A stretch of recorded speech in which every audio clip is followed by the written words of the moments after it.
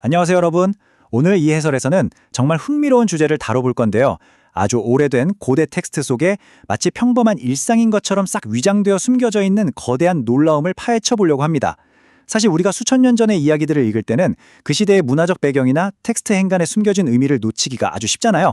하지만 오늘 우리가 이야기의 숨은 디테일들을 하나하나 따라가다 보면 그동안 익숙했던 이야기가 완전히 새로운 관점으로, 그것도 아주 생생하게 살아나는 걸 경험하시게 될 겁니다. 끝까지 집중해 주세요. 자, 본격적으로 들어가 볼까요? 이 숫자부터 한번 보시죠. 10kg, 부피로는 무려 22리터입니다. 이게 뭐냐고요? 룻이라는 여성이 딱 하루 동안, 그것도 남의 밭에서 주워온 보리의 양입니다. 오늘날 마트에서 파는 쌀 10kg짜리 포대를 떠올리시면 그 정도면 뭐 들만하네 하실 수도 있지만요. 고대 근동의 이삭줍기라는 팍팍한 현실을 생각해보면 이 숫자가 왜 그렇게 충격적인지 곧 아시게 될 겁니다. 첫 번째 섹션, 놀라운 추수입니다. 이 구절을 보면요, 룻이 밭에서 저녁까지 줍고 또 주워서 보리를 한 에바쯤, 즉 10kg 정도 모았다고 하죠.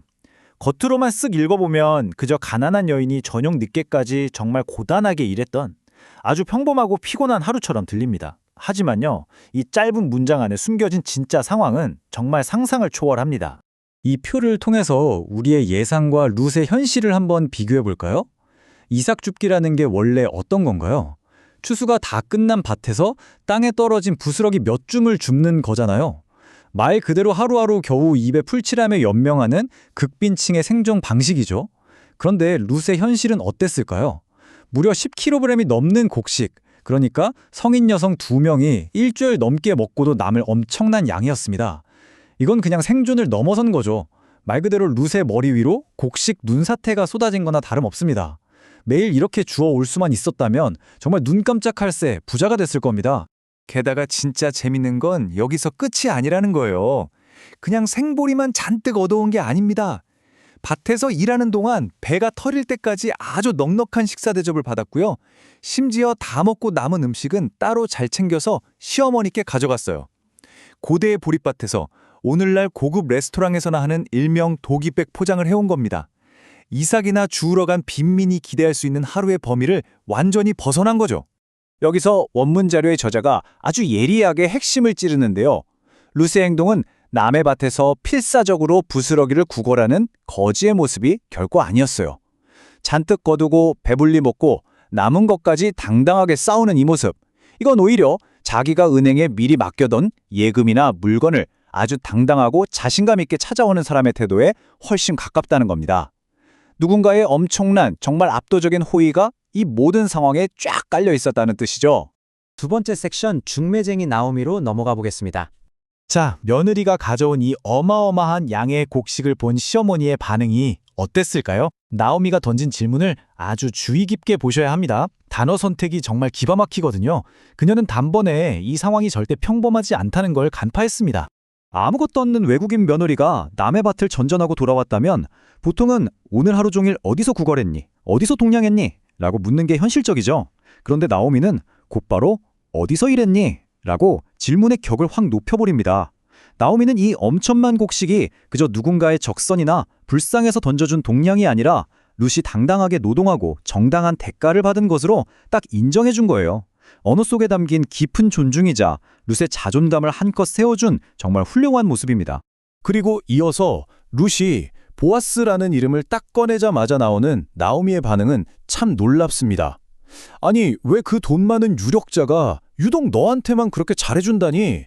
같은 꼬인 의심은 조금 더 찾아볼 수 없어요.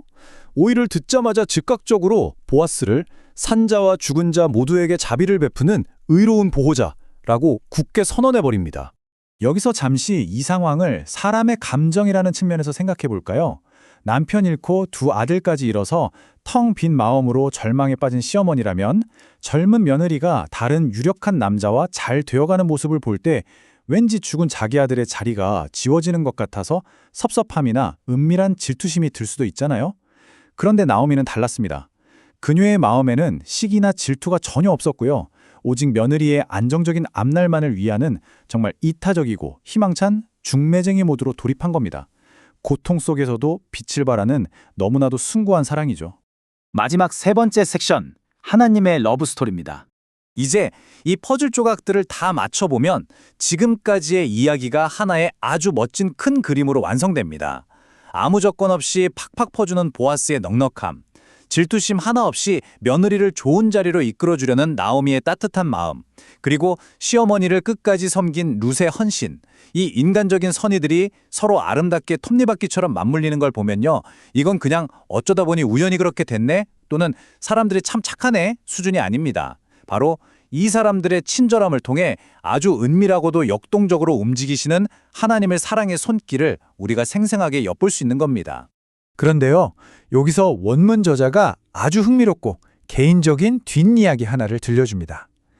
저자가 방금 우리가 함께 나눈 것처럼 이 본문을 통해 하나님의 따뜻한 사랑과 섭리를 깊이 묵상해서 나누었더니 다른 어떤 목사님으로부터 이 해석에 대해 아주 날카로운 비판을 받았다는 거예요. 그 비판의 내용이 뭐였냐면요. 모든 성경 본문은 궁극적으로 예수 그리스도를 가리켜야 하는데 그 묵상에는 그런 특정한 이름이나 연결고리가 없으니 완전히 엉터리 해석이라는 아주 단호한 지적이었습니다. 자, 우리는 이 비판을 편견 없이 한번 생각해 봐야 합니다. 텍스트에 특정한 신학적 이름이 딱 명시되어 있지 않다고 해서 우리가 방금 본 이 모든 해석이 전부 틀린 걸까요? 이 날카로운 질문을 잠시 여러분께 던져두고 싶습니다. 과연 이 이야기는 옛날 옛적 가난한 사람들이 어떻게 빈곤을 이겨냈는지 보여주는 그냥 단순한 역사 다큐멘터리나 미담에 불과할까요? 아니면 비판자의 말대로 정말 중요한 신학적 퍼즐 조각을 우리가 놓치고 있는 걸까요?